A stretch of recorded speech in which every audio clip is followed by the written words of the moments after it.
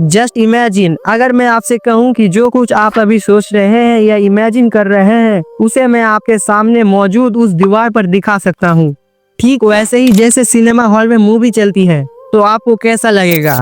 नहीं, मैं मजाक नहीं कर रहा। 1893 में ठीक ऐसा ही हुआ था। एक इंटरव्यू में निकोला टेस्ला ने कहा था, मैं आपके ब्रेन को पढ़ना जानता हूँ। आप अभी जो सोच रहे हैं मैं उस सब चीजों को इस दीवार पर दिखा सकता हूँ। सुनने में ये शायद थोड़ा अनबिलीवेबल लगे, लेकिन निकोला टेस्ला के लिए ये डिवाइस महज एक थ्योरी नहीं बल्कि एक रियलिटी थी। सिर्फ इतना ही नहीं, टेस्ला के पास एक ऐसा डिवाइस भी था जो इतना ज्यादा एनर्जी प्रोड्यूस कर सकता था कि बड़ी से बड़ी इमारत या बिल्डिंग को चुटकियों में गिरा सकता था। जब वो अपने इस डिवाइस का टेस्ट करने गए तो उनकी लैब और आसपास के बिल्डिंग्स कांपने लगी। हालत ऐसी हो गई थी कि टेस्ला खुद भी डर गए और उन्हें उस डिवाइस को तोड़ना पड़ा।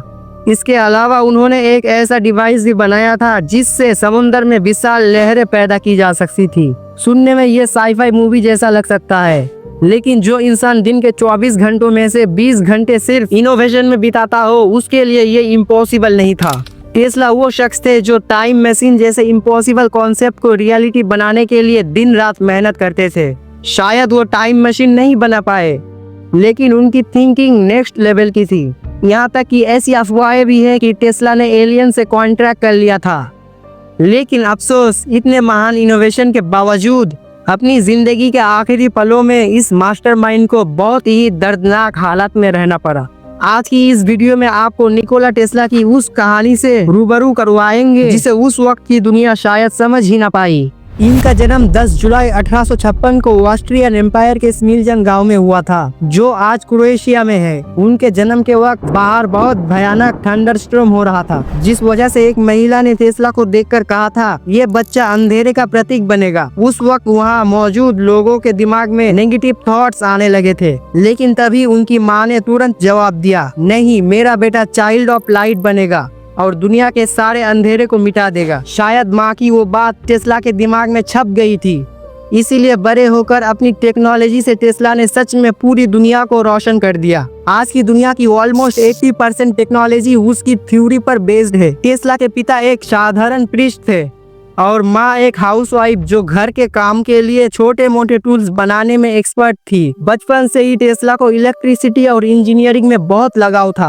उन्होंने ग्राज यूनिवर्सिटी ऑफ टेक्नोलॉजी में एडमिशन तो लिया था, लेकिन फाइनेंशियल प्रॉब्लम की वजह से अपनी पढ़ाई पूरी नहीं कर पाए। उल्टा वो जुए की लत में पड़ गए, जिससे उनकी आर्थिक हालत और भी खराब हो गई। लेकिन अपने स्ट्रॉन्ग माइंड पावर से उन्होंने खुद को उस डार्क वर्ल्ड से बाहर निकाला और एक टेलीग्राफ कंपनी में नौकरी ले लिया। और इसी नौकरी के दौरान उन्होंने ऑल्टरनेटिंग करंट का डिस्कवर किया। 1884 में महज 28 साल की उम्र में टेस्ला न्यूयॉर्क आए और थॉमस एल्वा एडिसन के साथ काम करना शुरू किया। लेकिन असली कहानी तब शुरू हुई जब बात डीसी करंट और एसी करंट के डिफरेंस पर आई। जब टेस्ला अपने एसी करंट के डिजाइन को लेकर एडिसन के पास गए तो एडिसन ने हंसते हुए कहा, एसी करंट कभी भी डीसी की जगह नहीं ले सकता। जवाब में टेस्ला मुस्कुराए, अपने पेपर्स एडिसन के टेबल पर रख कर कहा, मेरा इनोवेशन कभी गलत नहीं हो सकता एडिशन, और मैं इसे प्रूव करके दिखाऊंगा। तभी एक ट्रेजेडी हुई। टेस्ला की लेबोरेटरी में भयानक आग लग गई। उनके सारे सपने, सारे रिसर्च जलकर राख हो गए। उनके असिस्टेंट्स ने घबराते हुए कहा, सर सब खत्म हो गया, सब कुछ जल गया। सोचिए, अगर आप उनकी जगह होते तो क्या करते? शायद डिप्रेशन में चले जाते। लेकिन टेस्ला ने बस एक गिलास पानी पिया और शांत होकर कहा, नो प्रॉब्लम, हम फिर से शुरुआत करेंगे। मेरा सपना जलकर राख हुआ है, लेकिन मेरा टैलेंट नहीं। निकोला टेस्ला सच में एक मास्टरमाइंड थे।